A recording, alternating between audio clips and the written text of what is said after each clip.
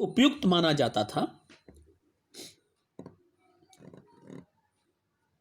और अनेक नई जातियों का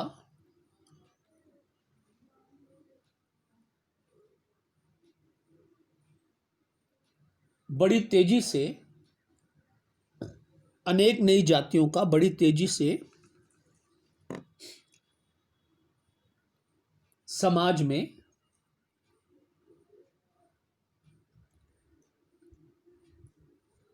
प्रसार होता है।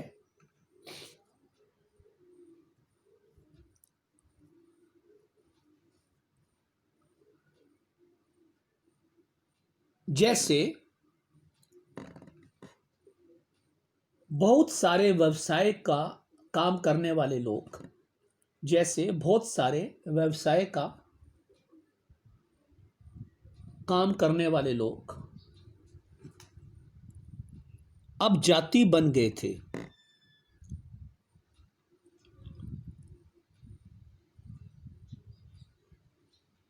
बहुत सारे व्यवसाय का काम करने वाले लोग अब जाति बन गए थे। लुहार, कुम्हार, लुहार, कुम्हार, माली, सुनार,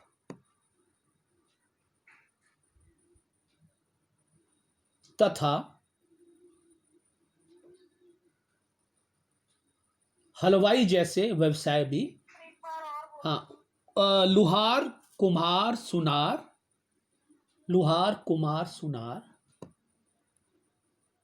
तथा हलवाई जैसे व्यवसाय भी अब जाति प्रथा में बदल गए थे।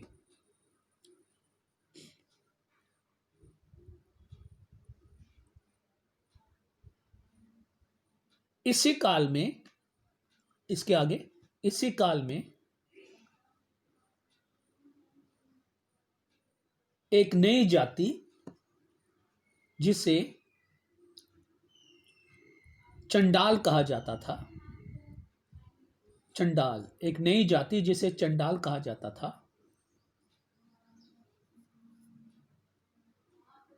का उल्लेख मिलता है।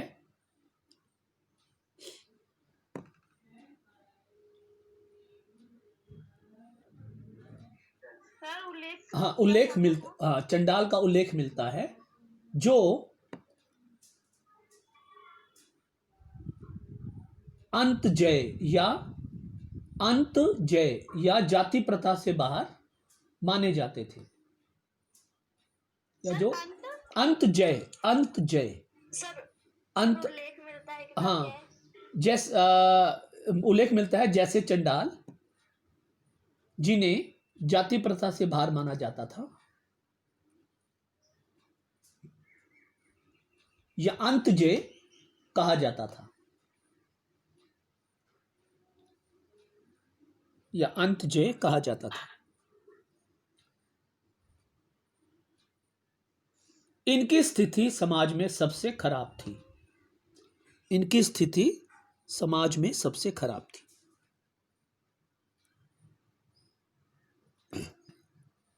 तो समझाने के लिए मैं आपको बताऊं कि हमें बहुत सारी ऐसी नई जातियों का वर्गीकरण इस काल में मिलता है कि जो लोग जैसे सोने का काम कर रहे हैं तो वो सुनार जाति बन गई, है ना, लोहे का काम कर रहे हैं तो वो लुहार जाति बन गई, है ना। तो ये सभी जातियां, ये क्यों हो रहा था? क्योंकि ब्राह्मणवाद का समाज में प्रभाव बहुत अधिक बढ़ रहा था। तो अब सामंतों को, ब्राह्मणों को बहुत बड़े पैमाने पर खेती करवानी थी, है ना। तो अब खेती कौन करेगा? ब्राह्मण, क्षत्रिय और वैश्य तो खेती करेगा नहीं।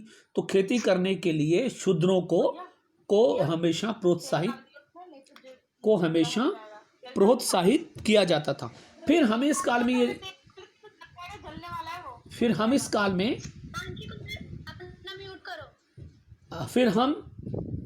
में ये भी हम देखते हैं कि एक नई जाति का जो है वो सामने आता है जिसको हम कहते हैं अंतजे, कि भाई ये तो समाज से त्यागे हुए लोग हैं, चंडाल। तो ये बेचारे चंडाल क्या थे कि ये जो मरे हुए जानवरों को उठाने का काम करते थे और अपना लाशों को जलाने का काम करते थे। तो ये सारे जो चीज़ें थी इनको बड़ा गंदा समझा जाता था, है ना। तो इसलिए हम देख रहे हैं कि ऐसी बहुत सारी जातियां जो कि अंतजे हैं, जो कि गांव के बाहर रहते हैं, शमशान घाटों में रहते हैं। तो एक जो प्रदूषण वाला जो कंसेप्ट था कि भाई आप इनके हाथ का खाओ मत, आप इनके हाथ का छुआ जो है पानी मत पियो, आप इनको मंदिरों के अंदर मत जाने दो, आप जो गांव के कुएं हैं आप इनसे पानी मत लेने दो। तो जो एक तरह की जिसको हम कहते हैं ना डिस्क्रिमिनेशन, जिसको समाज में छुआछूत हम कहते हैं, वो छुआछूत की भावना अब हम देख रहे हैं कि वो ग्रामीण क्षेत्रों में बहुत बड़े पैमाने पर वो आ गई। लेकिन वो वास्तव में क्या था कि वो लोग ऐसे व्यवसाय करते थे जो व्यवसाय छोटी कैटेगरी में आते थे। तो हम देख रहे हैं कि इस काल के समाज में बड़े पैमाने पर छुआछात की जो समस्या थी वो यहाँ पर आते हैं, जिसको हम कहते हैं पॉल्यूशन। कि भाई अगर ये लोग अब हमें यहाँ तक ग्रंथों के अंदर क्या नाम रेफरेंस मिलते हैं। अब जैसे इस काल में बड़ा एक अपना प्रमुख ग्रंथ आता है मनुस्मृति।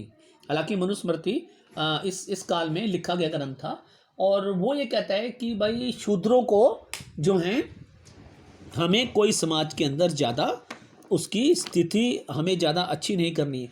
तो जो इस मनुस्मृति के जो है कारण वो उनकी स्थिति के अंदर बहुत, तो जो छुआछूत की भावना है, जो अस्पृश्यता है, जिसे हम शुद्ध हिंदी में कहते हैं, वो हमें इस काल में बनती दिखती है। क्योंकि जो मनुस्मृति है, हालांकि ये 8वीं शताब्दी में लिखा गया, लेकिन 10वीं शताब्दी में इसको पूरा कंपाइल किया गया। तो बहुत सारे ऐसे नियम और कानून जो हैं हमें इस काल में जो है वो देखने को मिलते हैं, और अस्पृश्यता की जो शुरुआत है वो हमारे भारतीय समाज में यहाँ पर होती है। तो इससे पता चलता है कि स्त्रियां और शुद्ध ये दोनों जो हैं, ये दोनों बहुत सामाजिक तौर पर इन दोनों को बहुत बड़े पैमाने के ऊपर प्रताड़ित किया जा रहा था। क्योंकि वैश्य तो क्या थे कि वो व्यापार कर रहे थे, तो इसलिए उनकी जो पोजीशन थी या जो उनकी सिचुएशन थी वो ठीक थी।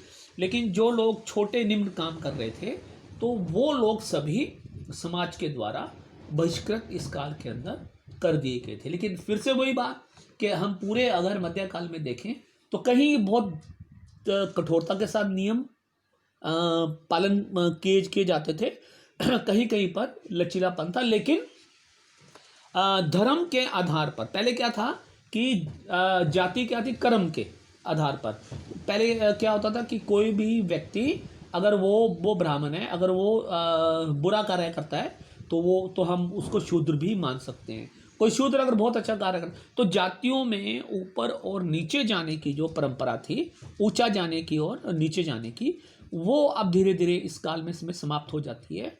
और जाति प्रथा में एक जड़ता जो है इस 800-1200 के काल में हमारे सामने आना शुरू होती है। और ये भारतीय समाज के लिए बहुत बुरी बात थी, क्योंकि हम देखते हैं कि जब राजपूतों के साथ तुर्कों का युद्ध होता है तो राजपूत क्षत्रिय हैं तो वही लोग युद्ध करेंगे।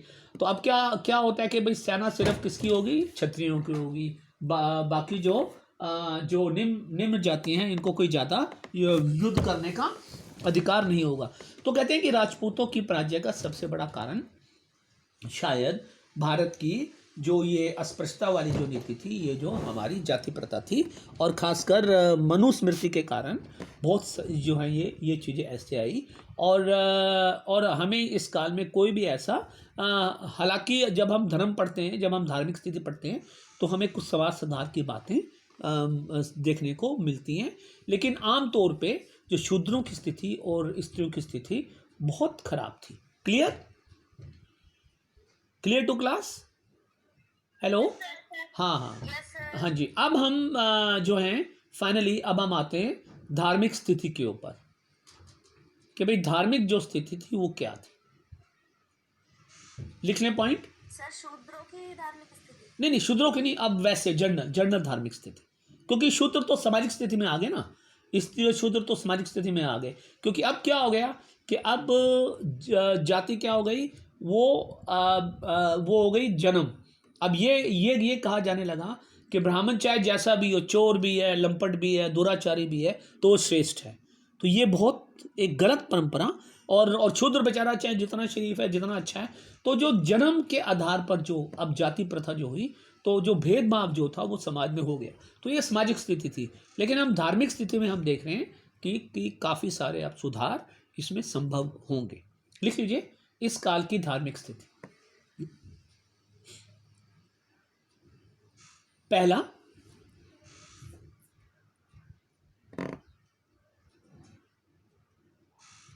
इस काल की विशेषता थी मंदिरों का निर्माण। इस काल की विशेषता थी मंदिरों का निर्माण।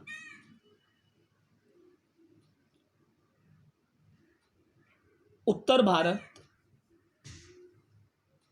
दक्षिण और पश्चिमी तथा पूर्वी भारत में, उत्तर भारत, दक्षिणी और पश्चिमी और पूर्वी भारत में अनेक, सर एक निर्माण से हाँ, बोल दीजिए। हाँ, मंदिर निर्माण इस समय दक्षिण व उत्तर व पश्चिमी भारत में मंदिरों का निर्माण हुआ।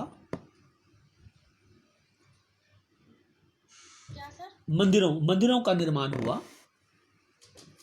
और 3 शैलियां,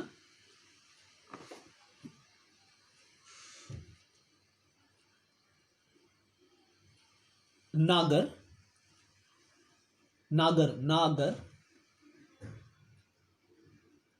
द्रविड़ और वैसर का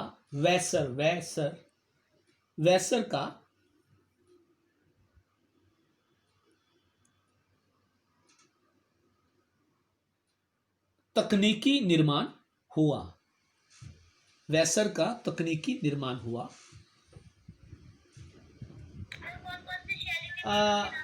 ये है नागर सर एक बार यहाँ से रिपीट कर दीजिए। पूर्वी भारत में मंदिरों का निर्माण हुआ, उसके आगे? जिसमें नागर, वैसर और द्रविड़ शैलियों का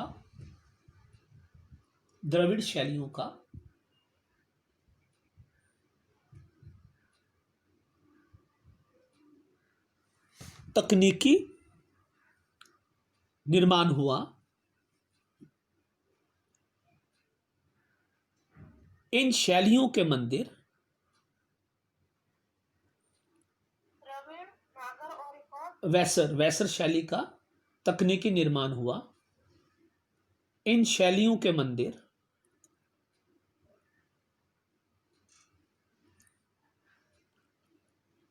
हमें सारे भारत में दिखाई देते हैं। इन शैलियों के मंदिर हमें सारे भारत में दिखाई देते हैं। और सबसे महत्वपूर्ण बात थी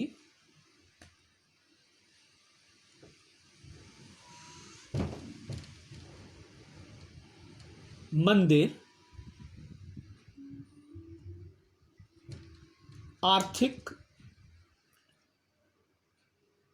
जीवन में, सर बात थी मंदिर आर्थिक जीवन में अपना योगदान दे रहे थे। मंदिर आर्थिक जीवन में अपना योगदान दे रहे थे। अब ये क्या था कि हमें देखते हैं कि ये जो शैलियाँ थी, नागर हमें उत्तर भारत के अनेक क्षेत्रों में दिखाई देती है। अगर आपने माउंट आबू कभी आप गए होंगे राजस्थान में, तो वो जो दिलवाड़ा के जो मशहूर मंदिर हैं आज भी, जो वो इसी काल में बनाए गए थे। वो बहुत बड़े ऊंचे पहाड़ पर स्थित हैं और वो बड़ी अच्छी तरह से, कभी आप जाके जरूर देखना, वो बड़ी अच्छी तरह से नागर शैली में मंदिर बने हुए हैं। अब शैली का क्या होता है कि इसमें बेसिकली क्या रहता है कि छतों को जो है बहुत ऊंचा अपना उठा दिया जाता है त्रिकोण की तरह नागर शैली में। और इसमें क्या होता है कि इसमें गेट वगैरह का ज़्यादा जो है वो बहुत बड़े गेट नहीं बनते, छोटे गेट बनते हैं। और जहाँ पर भगवान, जिसको गर्भगृह कहते हैं, रखे होते हैं, वो जो अंदर घुसते ही गेट में वो सीधा हमको दिखाई देते हैं। और जो ये ज़्यादातर ये जो छतें हैं इनकी त्रिभुजाकार होती हैं, ठीक है ना। तो ये एक तरह से नागर शैली का उदाहरण होता है। उसके बाद अगर हम द्रविड़ शैली की बात करें तो एक खास चीज़ जो होती है, ये साउथ इंडिया के मंदिर में आप जाएंगे, किसी भी मंदिर में अगर आप चले जाएंगे तो आपको देखेंगे कि एक सबसे पहले गेट बना होता है जिसको हम कहते हैं गोपुरम।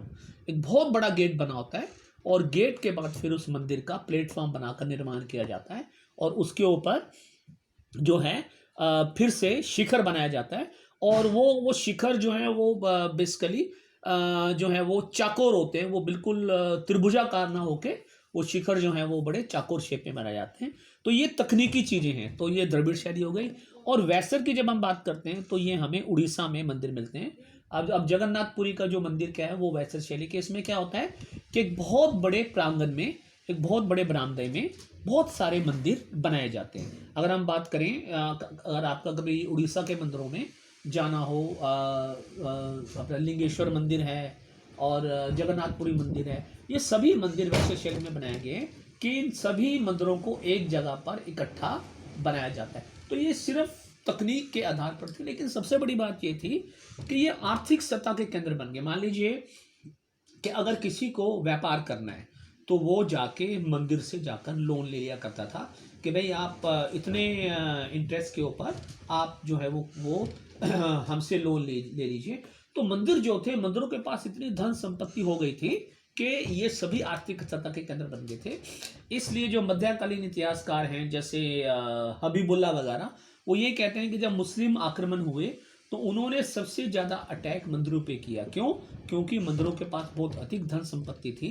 जैसे कि बड़ा विशेष उदाहरण मैंने आपको बताया था सोमनाथ का मंदिर। तो सोमनाथ का मंदिर कहते हैं कि ये एक चंद्रदेव को समर्पित मंदिर था और लाखों की संख्या में यहाँ पर जो है यात्री जाया करते थे। और कहते हैं कि इसका जो शिवलिंग था, ये शंकर भगवान का मंदिर था, इसका जो शिवलिंग था वो जमीन से काफी ऊपर उठा हुआ था और बड़े हीरे चांदी जवाहरात। तो कहने का मतलब यह है कि मंदिर आर्थिक सत्ता के भी बड़े केंद्र बन गए थे।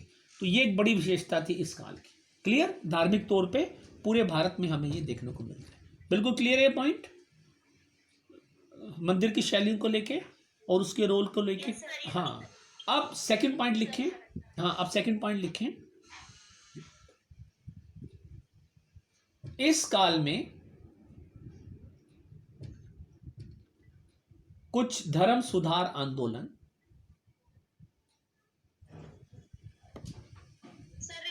हाँ, इस काल में कुछ धर्म सुधार आंदोलन,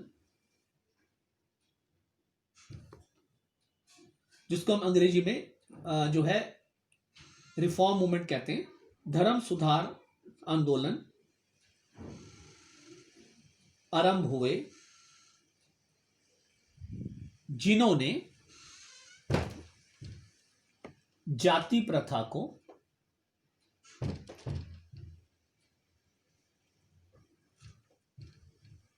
पूरी तरह से नकार दिया। जिन्होंने जाति प्रथा को पूरी तरह से नकार दिया। इसमें सबसे प्रसिद्ध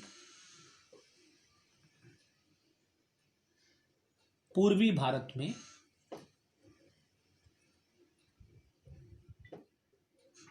नाथ संप्रदाय का आंदोलन था। इसमें सबसे प्रसिद्ध पूर्वी भारत का नाथ संप्रदाय का आंदोलन था। नाथ संप्रदाय का आंदोलन था, जिन्होंने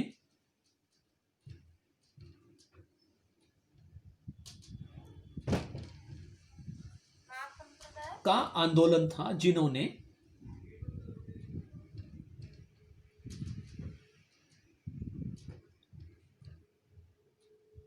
जाति प्रथा को नहीं माना और ब्राह्मणों के पाखंड का विरोध किया। सर संप्रदाय का आंदोलन था के बाद क्या? आंदोलन था जिन्होंने जाति प्रथा को नहीं माना और ब्राह्मणों के पाखंड का विरोध किया।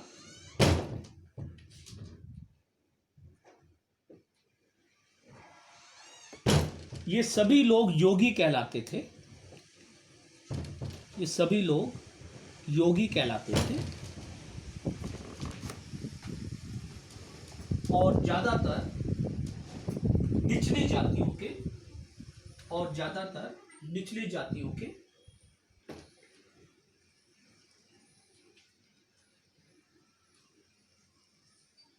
व्यक्ति थे और ज्यादातर निचली जातियों के व्यक्ति थे, जिसमें सबसे प्रमुख गुरु गोरखनाथ थे। जिसमें सबसे प्रमुख गुरु गोरखनाथ थे।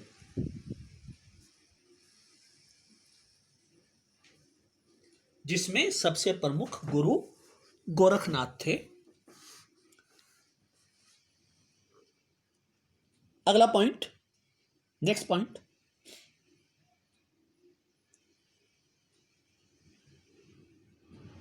इसी प्रकार दक्षिण भारत में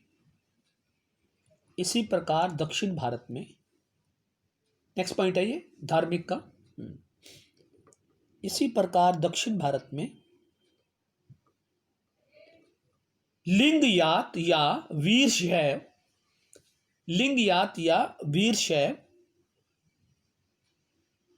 आंदोलन,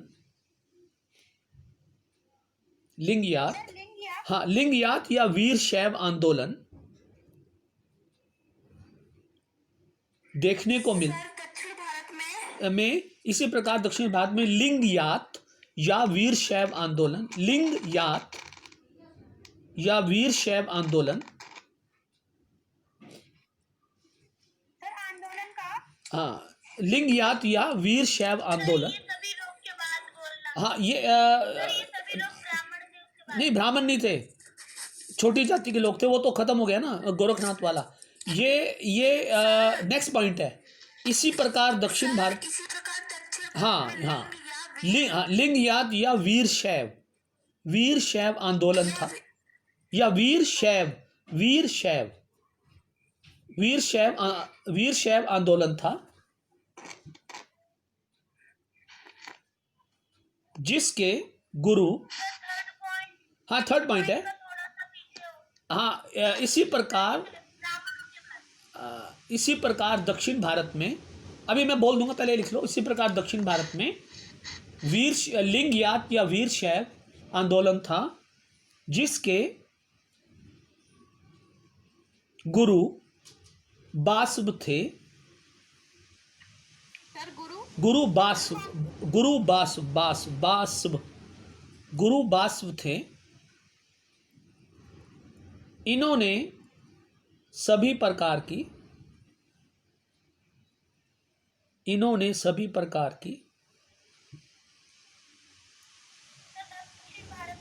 हाँ, इन्होंने सभी प्रकार की ब्राह्मण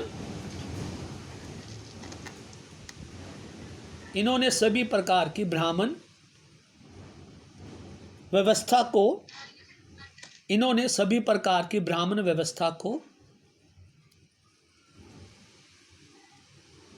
नहीं माना, और यह आंदोलन कर्नाटक के अनेक भागों में फैल गया। कर्नाटक के अनेक भागों में फैल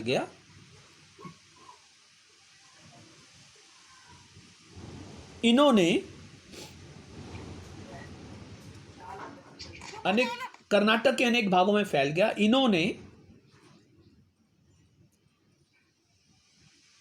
समाज के ऊपर बहुत प्रभाव डाला। इन्होंने समाज के ऊपर बहुत प्रभाव डाला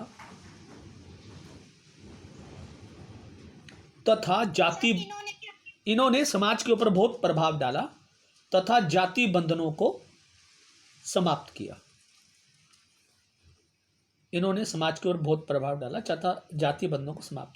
तो अब अगर हम इसको समझाने की कोशिश करें, क्योंकि ब्राह्मणवादी जो परंपरा थी, और समाज को बहुत प्रभावित किया। तो इन्होंने कहा भाई हमें ब्राह्मणों की श्रेष्ठता को मानने की ज़रूरत नहीं है, हमें मंदिरों में जाने की ज़रूरत नहीं है ना।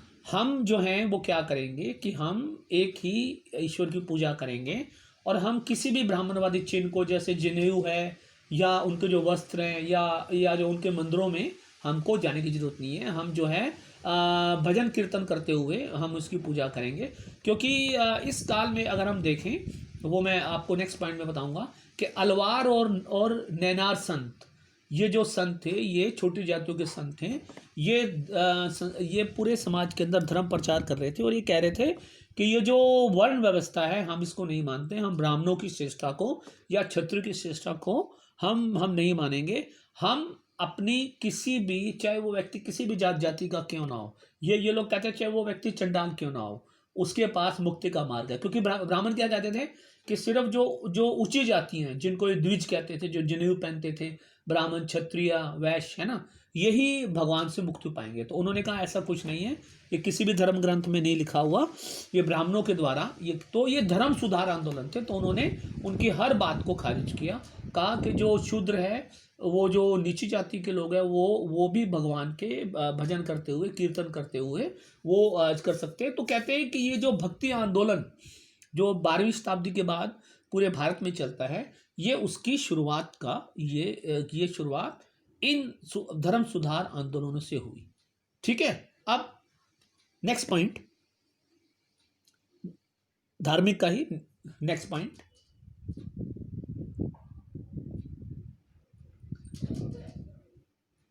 इस काल में हमें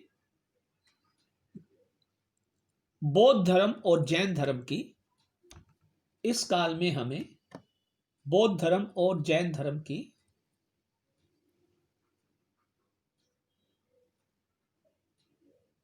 बौद्ध धर्म और जैन धर्म की पतन की स्थिति पता चलती है। पतन की स्थिति पता चलती है क्योंकि केरल के ब्राह्मण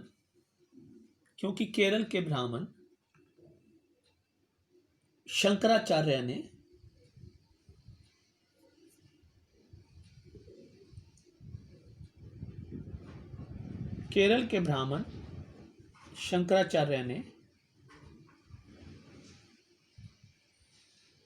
बौद्धों और जैनों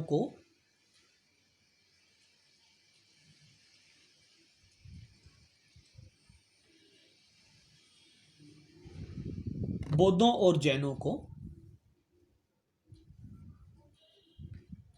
राज दरबारों से, शंकराचार्य ने बौद्धों और जैनों को राज दरबारों से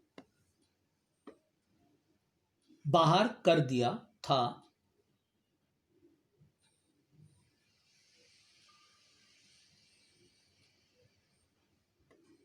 अब बौद्ध धर्म सिर्फ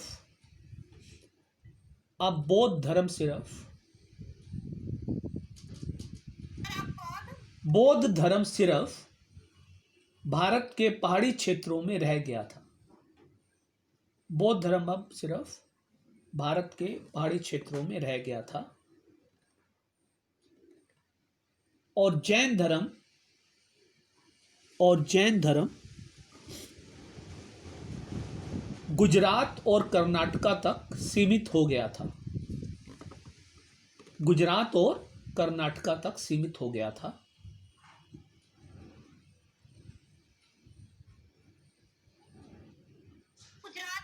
कर्नाटक तक सीमित हो गया था।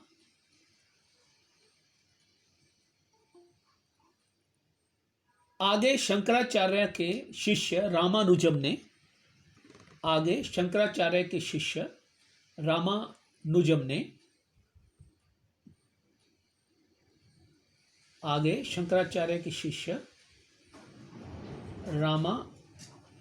ने उसकी शिक्षाओं का प्रसार किया। रामानुजम ने उसकी शिक्षाओं का रामानुजम ने उसकी शिक्षाओं का प्रसार किया और